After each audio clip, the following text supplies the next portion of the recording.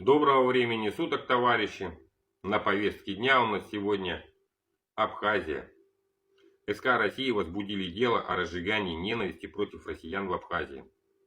Главное следственное управление СК России возбудили уголовное дело из-за предлагаемых призывов к насилию в отношении русских, армян и абхазов, имеющих гражданство Российской Федерации, живущих в Абхазии, сообщило ведомство. Российское следственное управление, что не позднее 16 февраля отдельные лица, используя интернет, публично призывали к преследованию граждан упомянутых национальностей. Призывы якобы содержат высказывания, обосновывающие и утверждающие необходимость массовых репрессий, совершения иных противоправных действий, в том числе применения насилия в отношении представителей армянских национальностей. Ну, вот так вот, друзья, товарищи. Такие у нас сегодня новости идут из Абхазии. Почему это происходит? Ну, наверное, потому что мы там не проводили достойную, еще раз подчеркну, пропаганду. Или, как говорится, работу с населением. В свое время такую же работу с населением мы не проводили в Украине. Теперь вот в Абхазии не проводили. У нас же как привыкли.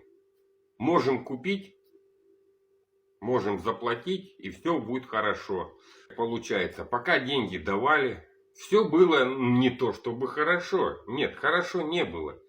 Это все перешло из разряда хорошо в разряд вы обязаны.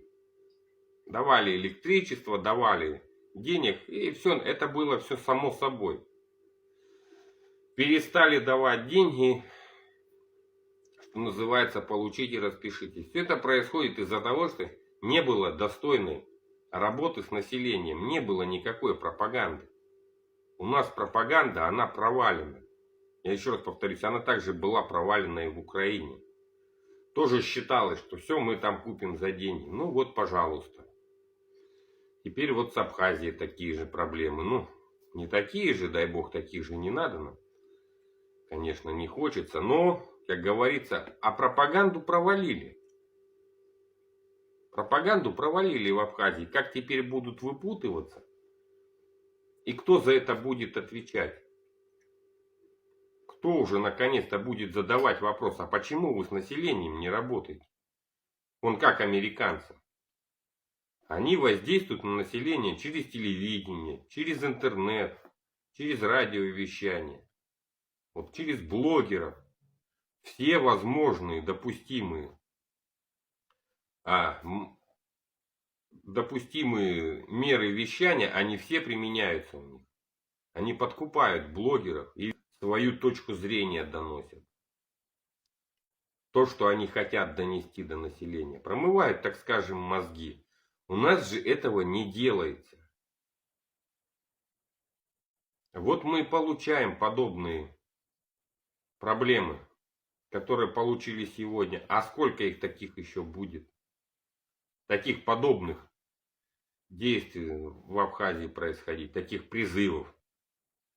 Одному Богу известно.